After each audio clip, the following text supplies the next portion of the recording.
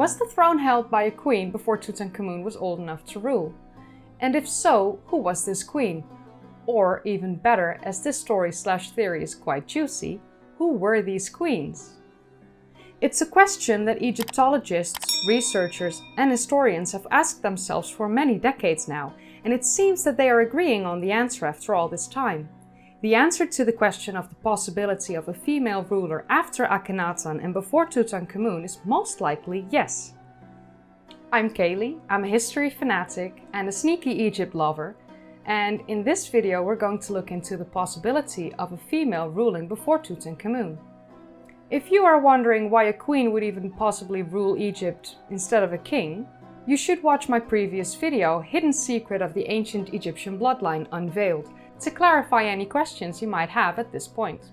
After that video, you can return to this one with more of an understanding about the ancient Egyptian bloodlines. Also, before we rush into answering today's question, we need to take a look into the Amarna period in ancient Egypt.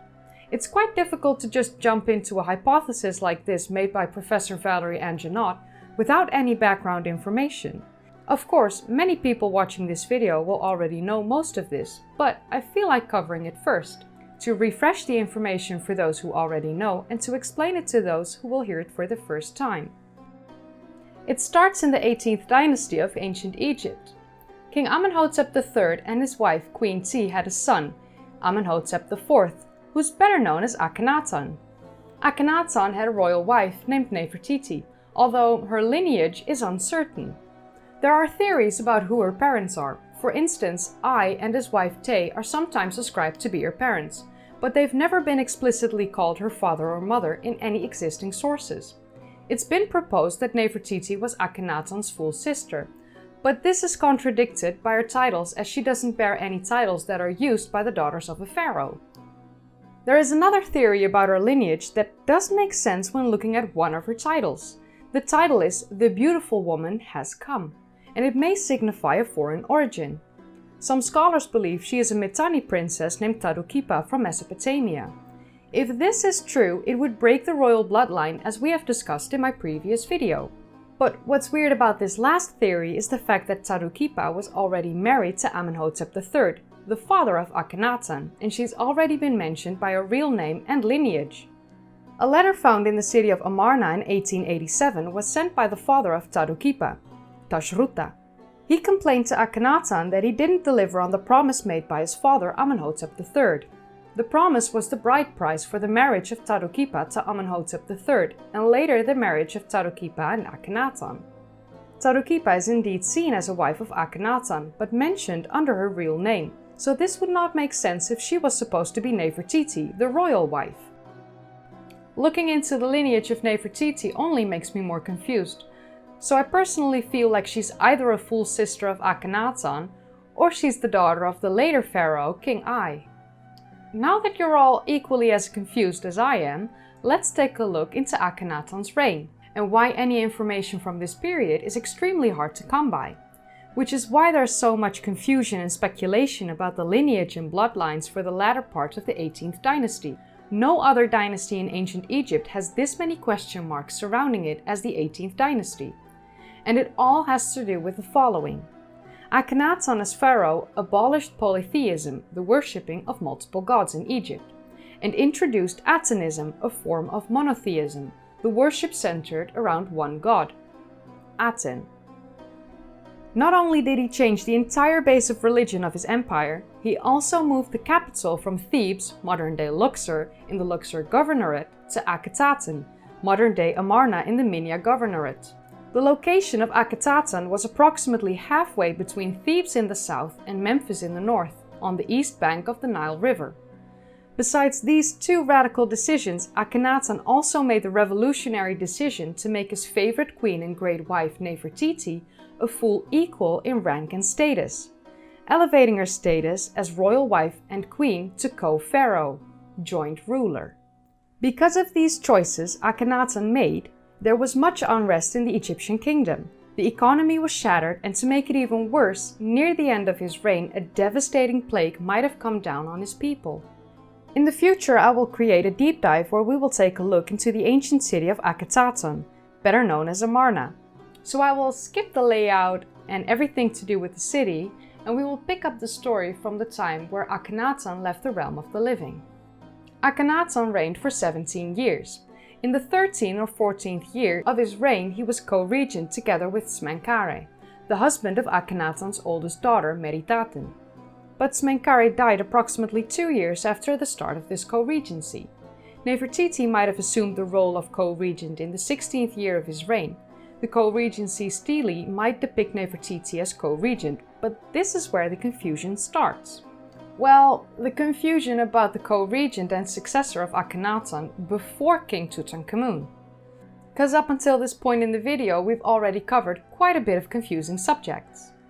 The co-regency stele that, according to some scholars, might depict Nefertiti was recarved to show the names Akhenaten and Nefertiti. According to Egyptologist Aidan Dodson, both Smenkhare and Nefertiti could have been Akhenaten's co-regents to ensure the continuation of the Amarna rule. Egypt might have been confronted with an epidemic during that period of time. Dodson also proposed that the daughters Akhenaten and Nefertiti were chosen to rule as co-regents to Tutankhamun in the case of Akhenaten passing away and Tutankhamun being too young to rule. In the 17th year of Akhenaten's rule, he died, while Tutankhamun was approximately 5 or 7 years of age. The actual age of Tutankhamun at the time of Akhenaten's death is unclear because there is debate about the year Akhenaten started and ended his reign. Akhenaten might have reigned from 1353 until 1336 BCE, or from 1351 until 1334 BCE. Tutankhamun was born in 1341 BCE as Tutankhaten. Either way, the actual age doesn't necessarily matter. What matters is that it's clear that Tutankhamun was too young to reign the kingdom of Egypt and therefore couldn't take the throne after his father Akhenaten died. When Howard Carter discovered the tomb of Tutankhamun in 1922, they discovered many artifacts, but not all these artifacts were extensively researched. Thankfully, modern Egyptologists are trying to uncover the clues left behind in the most intact tomb discovered to date. They are conducting forensic analysis, revisiting the clues, and therefore reshaping the puzzle of what exactly happened during ancient Egypt's most turbulent times. So what was known for the past century about Tutankhamun? He had a clubfoot, an overbite, and he was the product of incest. And they claim that he had enlarged breasts and womanly hips. But are these last points true? Wasn't this only decided to be the case when looking at his statues and depictions instead of looking at his actual mummy? I may have the answer as to why some statues might show breasts and womanly hips, and why his tomb was created in a style that was normally used with royal queens instead of kings. The answer is, or as proposed, his sister, or maybe two of his sisters, ruled over Egypt when he was too young to rule himself. This isn't that strange of a thing to happen, as I discussed in my video about the ancient royal bloodlines of ancient Egypt. Many females took the place of co-regent to their son or brother. This way, the throne stayed within the same bloodline without any outside interference. It made for a peaceful transition between kings, and they had the best interest of their brother or son succeeding at heart. Professor Valerie Angenot has a theory about the direct successor to Akhenaten. So bear with me, we're going to look at this as being a fact for a moment. Because the chances of it being an actual fact is much larger than it not being the case at all. If one or two of his sisters ruled before him or alongside him in a co-regency, which one of his sisters would it be? The name Ankheperure Nefertiti pops up more than once under the cartouches of Tutankhamun. Ankheperure means beloved of Akhenaten, which actually refers to Meritaten, the oldest daughter of Akhenaten who married her father after the death of Smenkhare to secure her place as next in line for the throne. At this point in time in the reign of Akhenaten, of the 9 children he once had, only 4 survived, while the other 5 had passed away, most likely perished in the plague. Of these 4 children, there were 3 girls and 1 boy, the toddler Tutankhamun. Nefertiti most likely already passed away at this point as well. So to secure the throne for his young son, Akhenaten needed to marry his oldest daughter. as such a union of royal blood would make it impossible for someone outside of the family to lay claim on the throne. The second oldest daughter, Akhenaten, was promised to marry Tutankhaten. This meant that the youngest daughter, Nefertiti, would rule alongside her oldest sister Meritaten until their young brother would be old enough to marry their sister and take the throne to rule over the kingdom of Egypt. Meritaten would have been 14 at the time of Akhenaten's death. Nefertiti would have been 12. Near the end of Akhenaten's reign, many statues were created that were presumed to be a young Akhenaten bearing the royal crown. But it is now widely believed that this is not Akhenaten at all, but one of his daughters, either Meritaten or Nefertiti, wearing the crown as the statue depicts a youthful and quite feminine face. When we put one of these statues right next to a statue that without a doubt depicts one of the royal princesses, the similarities don't lie. Besides the eyes that were treated differently to receive inlays, the nose, lips, chin, and the overall shape of the face are an exact match. Not only is this a perfect match, but the similarities are found in many statues that were presumed to depict Tutankhamun as well. This is one of the reasons why some statues depicting Tutankhamun show breasts. Another clue as to his sisters ruling before Tutankhamun is the depiction of the unfinished stone stele depicting two unidentified royals. Previously, it was believed that this was a depiction of Akhenaten and Nefertiti, but both bodies showed feminine traits. The pose of the royals is significant as well. The caressing of the chin is a pose that was used only for the daughters of Akhenaten and Nefertiti.